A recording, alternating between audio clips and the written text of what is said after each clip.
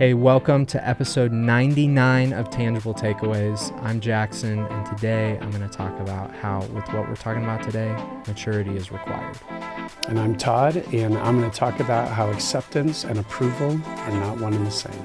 All that and more on this episode of Tangible Takeaways.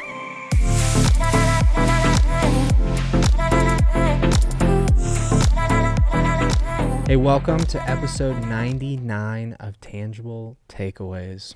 Pretty cool. Yeah. That's a milestone. Almost a milestone. Almost a milestone. Feels weird to say, you know? Feels like we're getting up there. You're going to be in triple digits. Yeah, it's going to take more breath to say what episode we're on. I'm going to be huffing and puffing. Yeah, huffing and puffing as we go. Syllables. Man, we're excited though. Episode 100 is going to be pretty legit. Yeah. We've excited. got... I don't know much about it. I just know I get to appear in part of it. Yes. So I feel honored for that. We got a bunch of guests coming in. This is what's happening next week on Wednesday. Normally the episode comes out, I think at like 6 or 6:30 in the morning on a Wednesday. Next week on Wednesday, we're going live for 100 minutes for episode 100. Sweet. We're bringing on a great. bunch of different guests. We're not bringing on 100 guests. Yeah. That seems it's insane. Like how many ways, like when you were a kid in elementary school days, 100. How many 100 things can you do? Yeah. So this is great. It's like, well, that's one we shouldn't do. Yeah, we shouldn't do that one. So we're bringing on a bunch of guests, though, live for 100 minutes. It'll be from 11 to 12:40. That's my 100-minute math. And, it's going to be pretty fun. It won't be like a normal Tangible Takeaways. Lots of games, lots of fun, stuff like that. Prizes to be won for those who tune in. So that sounds pretty great. Yeah, so pretty good stuff all around. So, we're excited about that. That's coming next week. But we're here. We got to do 99 to get there. That's right. You can't just jump to 100 from 98. No, it doesn't work that way. This weekend was fun. Just this whole series, I think, has been encouraging. I was talking about this with Pastor Kurt last week. I just feel like this series goes so well with the fact that so many people at our church are doing Rooted right now, are digging in relationally, and so it just makes so much sense that we would be talking about the way that we interact with each other relationally. Absolutely. And I think what is so inspiring for me about looking at the one another's, when you group them like this, you would think like, oh, well, they're probably all in Colossians, or they're all in... What's so cool is they're spread out all over the place, right? So it's not just like, Paul got on a one another kick and started going at one point. And do this for one another. Yeah, do that and to it's one like another. this big list, that just appears in one section, but it's spread out all across the New Testament. And I think what's so cool about that is it just continues to reinforce for me the dream that God has for us as a community and as a people, as the church, that we could be something so much better than I think what we settle for often in the way that we interact with each other. And so I'm hoping that what this series is doing in our church family is it's making us a little bit discontented to settle for less when we could be so much more. And I agree. And I think that applies to both the reality of even being in some kind of community. If I'm just showing up to a weekend worship service, it's great, and there's growth that can happen from that, but I have nowhere to demonstrate these. That doesn't happen in a weekend worship service. So there's all these other places where these applications happen, and usually in growth groups or serving or whatever. And that's really cool. But then the other thing is, you're right, I think we kind of, we always pendulum swing. And so from Old Testament, who was very clear about what would righteousness look like, we can pendulum swing to just kind of do whatever you want. Yeah. And the New Testament's pretty clear that's not the truth. And the way that we are actually called and expected to treat each other, to live towards one another, is so important because it creates not only the premise, but it gives people appropriate expectations. Mm-hmm. And when we don't, we can hold each other accountable. Like, hey, not trying to be a jerk, but this isn't happening. We're not doing this right now. And then how do we, can we be corrected and can we grow together from it? And I just think by the New Testament providing this baseline for relationships, it's so good because we have something to work from rather than like, we'll just make it up as you go. Yeah. Just because there's not 613 laws doesn't mean that there's no expectations. And I think that's the important line for us to be drawing in the sand for ourselves. And I think this accept one another, man, that is a tricky one to talk about today. You talked about a lot of that in your message. I think tricky because, and what we'll get into in a little bit, because of all of the baggage that's now associated with that idea of accepting someone. But then I think also tricky because you might say that the church is one of the worst groups of people in cutting each other off over these gray area issues, that we actually embody this. Like, this is one of the ones that we're poorest at, as not a high desert church necessarily, but as the church, where you've got this, man, you're not in my political party, you're dead to me. You stand on this cultural issue differently than I do, you're dead to me.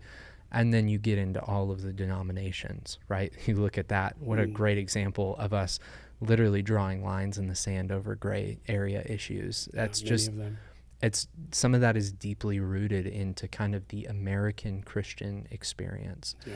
And so let's talk about that first in the way that we interact with each other. Let's say, just to throw out a hypothetical so that people kind of have a frame of reference for what we're talking about and what this kind of situation would be. But let's say I'm a really firm Republican who attended this weekend, and previously I have said things like, man, I will just never worship alongside Democrats. They're not Christians, right? Like that kind of a level of conviction. And I'm hearing this message and I'm saying, man, that I'm out of line. The tricky part is, though, I'm never going to agree with Democrats. Sure. So how do I move forward now and accept them as my brothers and sisters in Christ, while we are never going to agree on where we land in these two parties? Yeah, no, that's great. And I think it all really begins with, number one, if I'm going to take that verse we looked at, we really just were in one verse this week, though we looked all over the Bible at some other places. But this Romans 15:7, accept one another then as Christ Jesus accepted you, in order to bring praise to God the Father. So if we understand that, this is what's been great about the one another's. We can really narrow the audience down. They're very much intended to do that. This is with another brother or sister in Christ. So let's start with that when we're talking about the audience of this conversation. The other part is talk about the mandate. Like we've said, second person plural imperative verbs. It's not a suggestion. It's a command. You are to accept one another when you have disagreements, back to the beginning of chapter 14, on disputable matters. And a disputable matter is not clearly delineated in Scripture. You'll have a hard time finding in the Bible, thus saith the Lord, be a Republican or be a Democrat. So then you've got principles, right? But it is a gray area. So when you begin to process all those things, then you realize, and I think the way you framed it was great, I have a problem because I've been acting as though either A, if you're if you're the other party than me, you're not even a Christian, which again, biblically speaking, you're going to have a hard time defending that. Like, you're not going to be able to. But then on top of it, then you have to go, okay, so let's say that's a pretty big boulder in the road for me. And let's say I've even got past the idea that maybe, just maybe, this other person might be a follower of Jesus. Now, how do we have community? How do we have fellowship, right? Is what these one another's are all about. And so I think on the one hand, like you said, I don't think the goal is to say, how do I change parties? Yeah. Because it'd be the same way with any other gray area. If I struggle, I don't think that for Todd, my faith is such that I can drink alcohol. I shouldn't start drinking alcohol just because your neighbor is doing it. He does or she does. Yeah. So it's like, that's not, that I think takes a little pressure off, right? Like, no one's asking me to necessarily change a preference, which is what a lot of gray areas are, is my preference, or even a lot of my past experiences sometimes influence my gray area behaviors. Yeah. And that's fine. But the point is when I move that step further to either say, well, you have to change then, or I can't have fellowship with you. Nowhere in the text do we see those two outcomes. Like, you make them change, or you just break fellowship. So now we're left with that. We're kind of in the pot together, right? How do these things mix together? And then what I think it comes back to is I really have to take an honest look in the mirror. How high am I holding this gray area preference? One of the things, I was just talking to a staff member today, a book I love called Winsome Conviction. It does a great job on all kinds of fronts, like even this, how to talk to each other about things you might disagree about. But one thing it does is it really helps identify how convicted am I about certain convictions, and would I think that the more that scripture speaks to something should increase my level of conviction, and the less that scripture speaks, I should have a lesser conviction. And that's my contention with the gray areas, is I need to look in the mirror and ask, why is this so important to me? To political parties, have I made an idol out of my nationalism? I have to ask the question, because if I go back to your statement, I can't even be in the same, I can't worship next to. We're not even talking about you being in a growth group. Yeah. It's a lot more intimate and a lot more where these one another's happen. That's going to be really, really difficult if I can't even sit next to someone, stand next to someone in a worship service. So I have to ask the question, have I made something much more concrete that God is actually allowed to be much more muddy in terms of how people would process that? The other thing is, I think it comes back to that idea, what do we have in common? Like, if someone's a Republican, another person's a Democrat, they have a lot of political things not in common, but again, one another's written to Christian brothers and sisters. They have Jesus in common. Yeah. And I have found in different seasons, I've been on the planet for 52 years, that there are times, especially of crisis, we will let those things go and we will pull together. Yeah. And I wonder why that can't be more of a daily reality. Like, it doesn't have to be 9/11. It doesn't have to be a pandemic. Interestingly, in the pandemic, I feel like those divisions got stronger, not less. Yeah. But either way, how do we really keep, back to one of our mantras, to keep the main thing? How do I keep my relationship and my common union with this other person in the person of Christ more focused? And can I learn to even just maybe relax my passions and convictions of things the Bible doesn't speak convictingly of? And so I think my point is, I got to look in the mirror. Yeah. A lot of times on these issues, we love to look out the window. Well, if they would just do this, and if they would just do that, what do I need? What do I bring to the table? And if I'm making such strong statements like I can't even worship next to a person of the other party, man, that's a conviction I'm probably turned into an idol. Yeah. And what I love, I think in the same section of verses, somewhere between Romans 14 and 15, Paul talks about how each person should be convinced in his own mind of his or her conviction, right? And I think that should take a little bit of the pressure off. The Bible isn't saying that you shouldn't be firmly convicted about which political party you're going to vote for. Sure. And it's like the Bible is not advocating for you holding more of we'll see this year. It's like, no, you can be firmly convinced in your own mind. And that's the level of issues that we're still talking about in this gray area, where you might be firmly convinced in your mind, man, this is the right decision for me. And somebody else who is a brother or sister in Christ might be firmly convinced in their own mind, man, the opposite of that is the right decision for me. And we have to be able to be okay with that. We have to be able to live in that tension where we are still related to these people through the blood of Christ. These are people that we are called to do life with and that we're called to love and called to be in relationship with. We don't there's no, over these kind of issues, there are no outs or passes for us to avoid relationship with these people. Yeah. And so it's like, man, it's okay to be convinced in your mind this is what's right, but that doesn't excuse you cutting out or cutting off these other people from your life because they have a different perspective than you. Yeah. And I do think we have to ask that question, man, where at the foot of the cross, that is where my preferences, my opinions, my will, my plans, that's where those things should die. And if I can't be in relationship with people who have different opinions, different preferences, different choices that they would make, but they still love Jesus and they give their life to him, then I have to ask the question, man, maybe I haven't submitted that thing even to Christ. Hmm. And I think in the political party conversation, I think in so many other of these conversations where we can just kind of get in a cycle of like, this is just who I am and how I operate.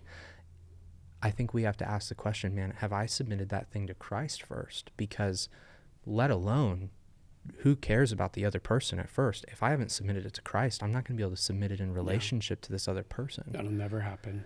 And I mean, it's kind of I think a convicting thought for many of us. If we stay with the political analogy for a second, have you ever prayed about your vote? Like, is that on the table for you to say, man, if Jesus really led me a different direction than I would normally go? I mean, that sounds like heinous, I think, to some people, that would even be an open but here's my thing. He's my king. Yeah. I want to live with my preferences, my opinions, the things I feel are right in the world and wrong in the world. I want to ultimately submit those to him and to his way and to the way that he sees the world, because I want to, as best I can, embody that before I embody in my own skin. Well, this is what Jackson really cares about. This is what Jackson really gets offended about. Like, what offends him? Yeah. What is a big deal to him? That's what I want to get worked up about. That's what I want to be about.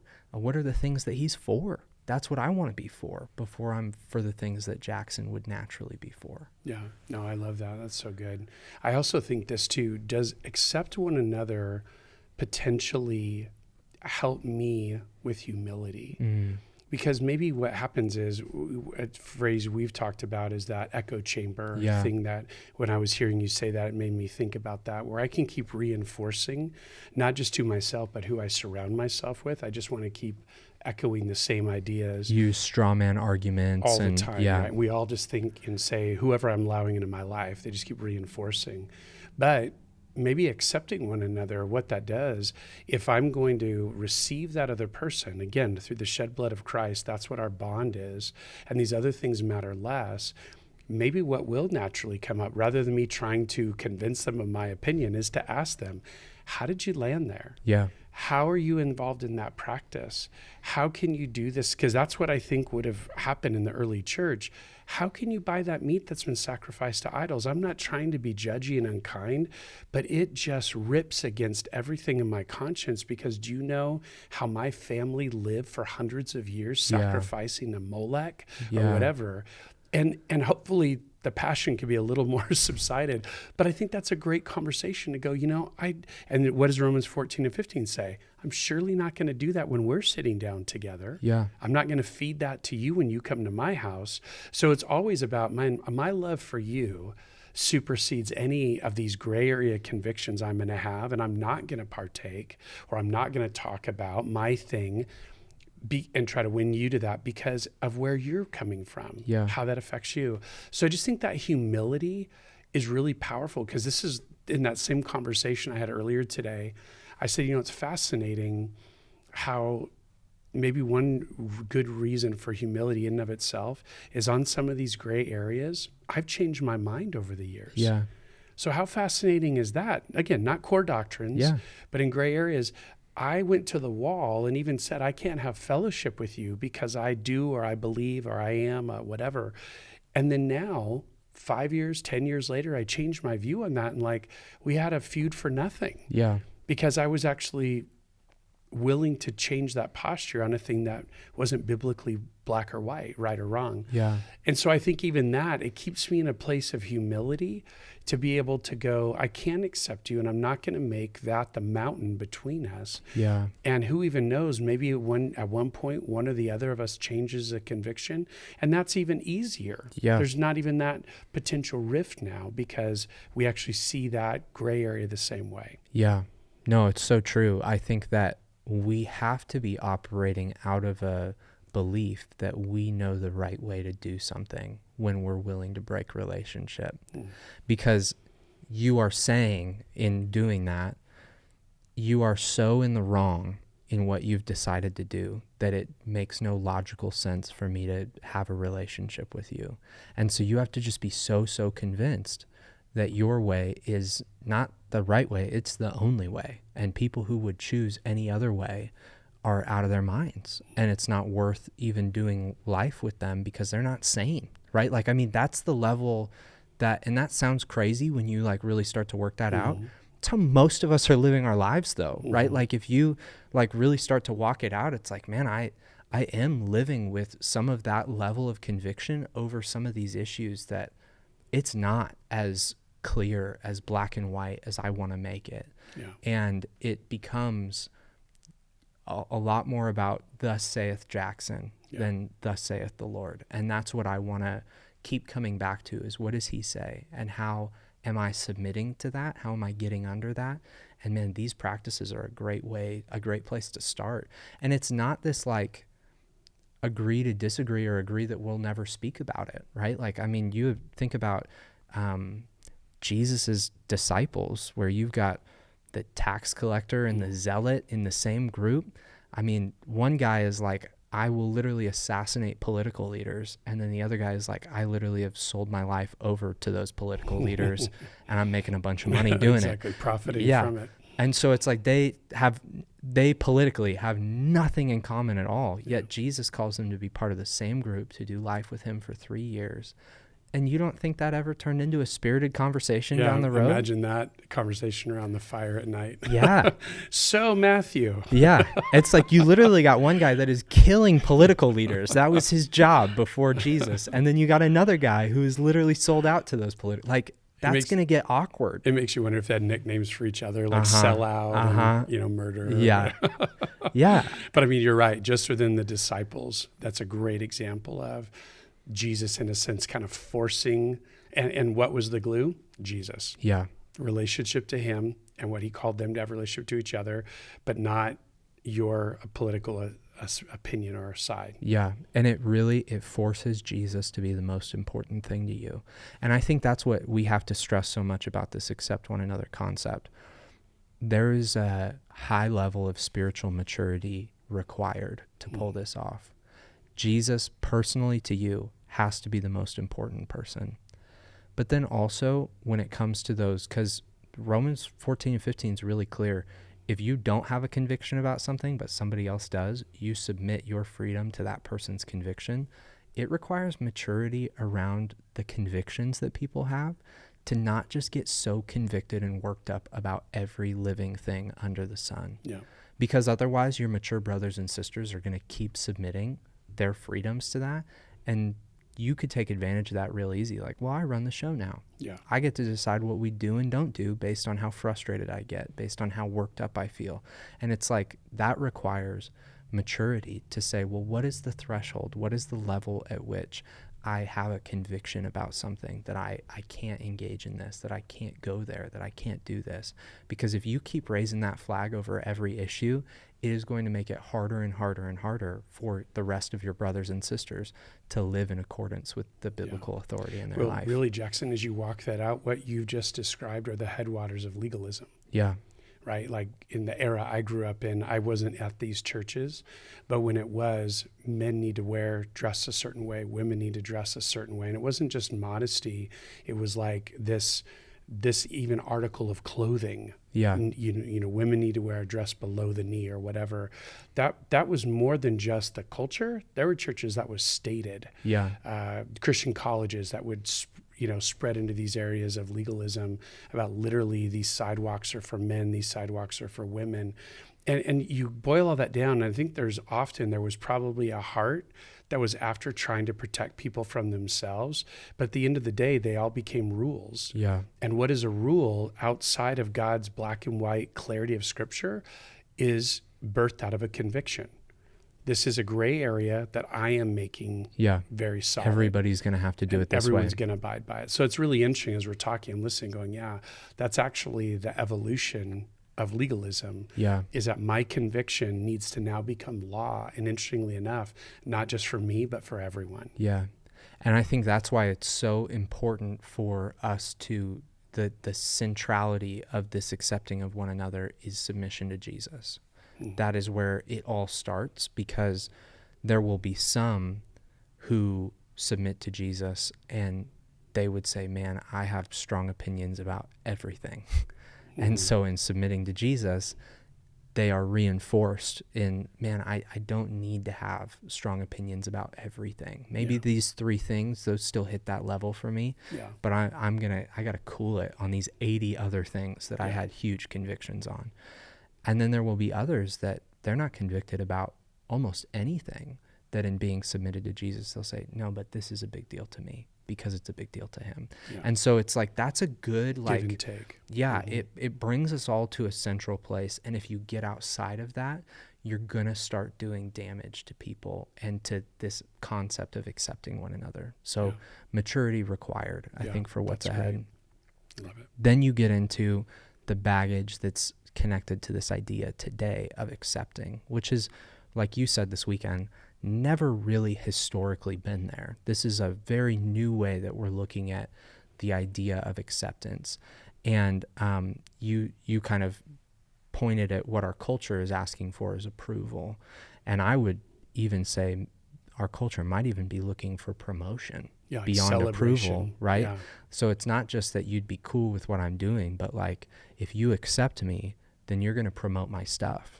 Like, even if it's not your stuff, you're going to promote my stuff because you accept me. And so that's the level that we're at when we talk about acceptance and the seeking of acceptance, which is really the seeking of promote my stuff for me. And when we get outside of the people of God and we're called to deal with this tension of accepting, and people are asking for our acceptance, how do we do that while also not going all the way down the line to approval and to promotion? No, it's so good. I think that it's interesting, we use that premise this weekend of unconditional love. Does God love me unconditionally? And I just remember that coming up in a seminary class and just having to, I have a knee-jerk reaction to that, and that's yes. But man, I just so appreciated my professor walking that out and really showing us, biblically, that when you read a verse, we sang at Victorville this week, God so loved the world. When you read that, it doesn't give qualifications. For God so loved the world, the ones who were morally upright. For God so loved the world, who was willing to, sacrifice to him or whatever. There's just no qualification of that. So he loved sinners and rebels. Obviously, so much more of the Bible speaks to that.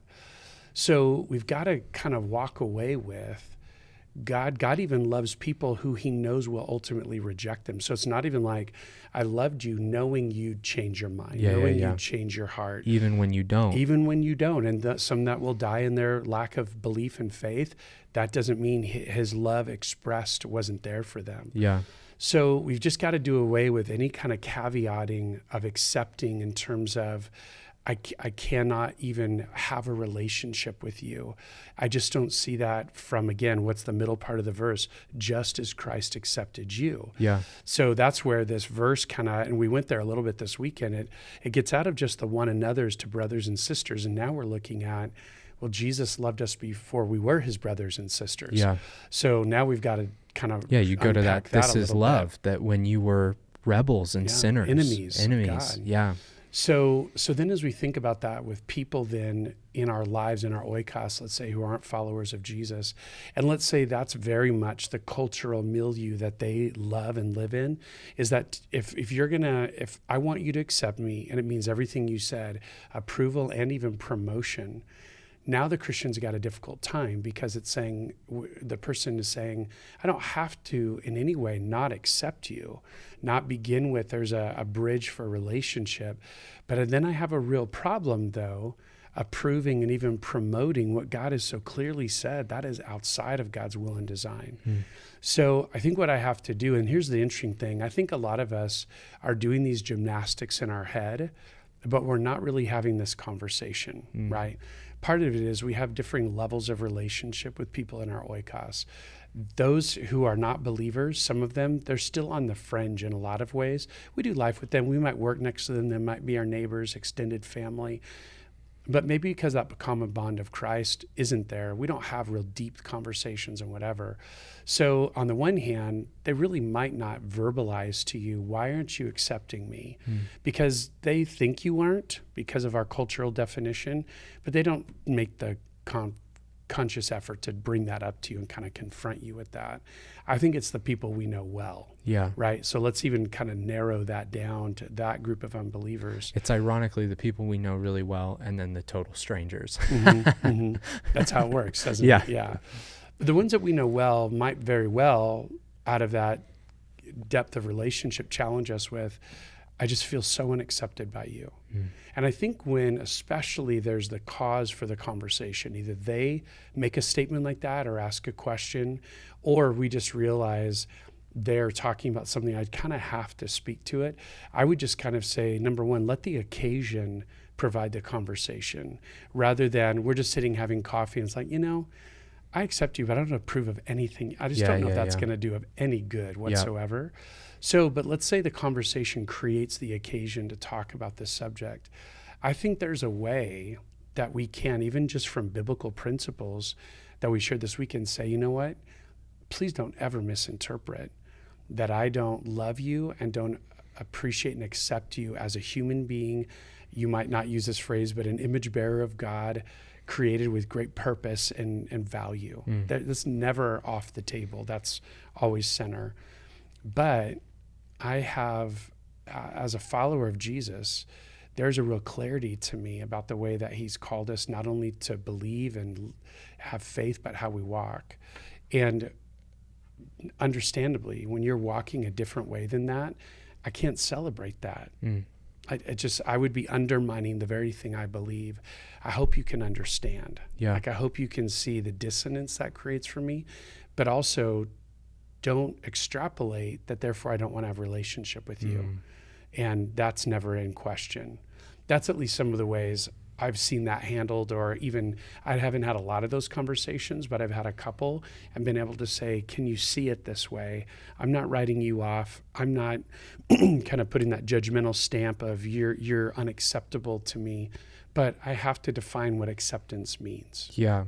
And I won't say like blanket that this will happen in everybody's situation, but I feel like in general, when you are investing in that person relationally, you show up to their games, or you bring dinner over to their family, or whatever that looks like for whatever that relationship is with that person.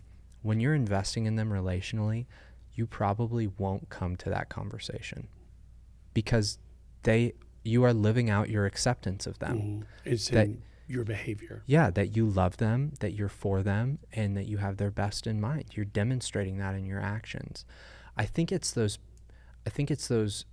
relationships that don't have that relational investment from us as the believer in it, but we want to be vocal about what they're doing wrong or where they're outside of God's design. That's where we're generally going to have a lot of those conversations, because it's like, well, who are you to say this to me? Because there's not been a whole lot of investment here. That relational equity. And so you say that you accept me, but your acceptance looks like indifference because it is. Or even judgment. Yeah, because it is. Because it's outside of relationship, really. Even though there might be some kind of third-party connection or a way that we're an acquaintance, we haven't been investing in them relationally. And I think there will be that subset that just because of the cultural tones that are going on, you're investing in them relationally, but they want to define the terms of the relationship with everyone they're in relationship with. It's a weird cultural Kool-Aid that people are drinking. You can't do anything about it. Like, that's just the sad but very true truth. They will likely walk out of your life. And I don't think at fault to you. I think it's because they have bought the lie that they are allowed to define the terms of everyone they do relationship with. And the bummer part of that is, for the people who really believe that and have clung to it, is that they will end up whittling those relationships down to themselves because they're the only one who can meet the standard of what they're looking for. Yeah, and that's an interesting point. That's believer and unbeliever alike. Yeah. Meaning the Christians in their lives might kind of select out or be selected out sooner, but at the end of the day, there's really no one on the planet that is going to have that same degree of promotion and celebration of you than you. Yeah. So, I mean, you're right. That's just a tunnel to keep going down that really has no good end at the bottom. Yeah. And so I think that's not something to like take as, man, I've failed as a believer in investing in this person. No, I think anybody who thinks that they get to define the terms of every relationship they're a part of and it's not a two-way street, I think all of those people who believe that will end up feeling pretty lonely and isolated, because that's not how relationships work. Yeah. That's like lunacy to believe that when it comes to relationships. And so I think be okay if that loss happens. But if those conversations are happening in a relationship where that person maybe isn't there, I would ask the questions like, man, what is my investment level in this person? How well have I been investing in them? Because that might be why we're having this conversation. Yeah. It kind of begs the question, do a little bit of just reflection on the relationship in general. Yeah. And then you land on this idea of God gets the credit when this goes well. And maybe just kind of briefly, why is unity so important? Paul talks about it all the time. God makes it clear in his word that is his desire for his people, both Old Testament and New. That has always been his desire. And what is it about unity that brings God so much glory and credit? Yeah. Jesus made so much of that in the upper room discourse, the end of that conversation in John 17. He prays for our unity and demonstrates the kind of unity that I have in the Father and the Father has in me. So you just kind of go, well, that's like off the chart. We look at our own human frailties and the things that divide us and we go, can't even begin to fathom that. And he does use the word like. So I mean, there it's like he knows we won't have that to the same degree. But I think why one can make a case is just easier. Like, meaning if we can all be on the same page, it is so much easier to row in the same direction than have some people going the other way. So there's a real pragmatic value of unity that can often come in a false way. Like, we all agree, right? And coercion, and now we're all, but we're not necessarily there. So I think a true unity, it is pragmatic, I'll admit to that, but a true unity is such a demonstration, and this is what to me is so great about Romans 14 and 15. It's that quote that we use from a commentary this weekend. God gets great glory when Jesus puts on flesh and creates a way for God and man to be right with one another.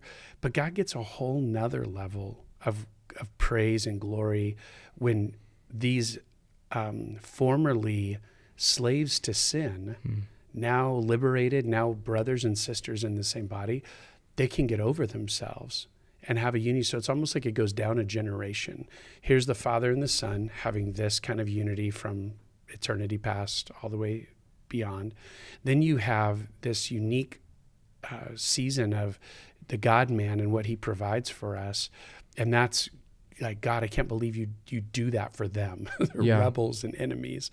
But then when the enemies do that towards each other, you just got to keep going, man, that just keeps expanding just the grandeur of God. That it's not just in the heart of God, but it becomes embodied by his people. And then the wild thing is that phrase, I read it this week, it was in chapter 14, verse 19, let us make every effort to do what leads to peace and mutual edification. It's the same phrase, let us make every effort to maintain the bond of the Spirit, or the unity of the Spirit and the bond of peace. So it doesn't happen passively. And I've loved that since I came to HDC. Pastor Tom, I've heard him so many times say, our unity isn't something we have to find. It's already there in the person of Christ, but it is absolutely something we have to fight for to maintain. Because it is not just going to happen naturally. Hence, problems with gray areas. Like, well, I like this and you're wrong. And nope, we're not going to let those be the issues because they don't matter as much.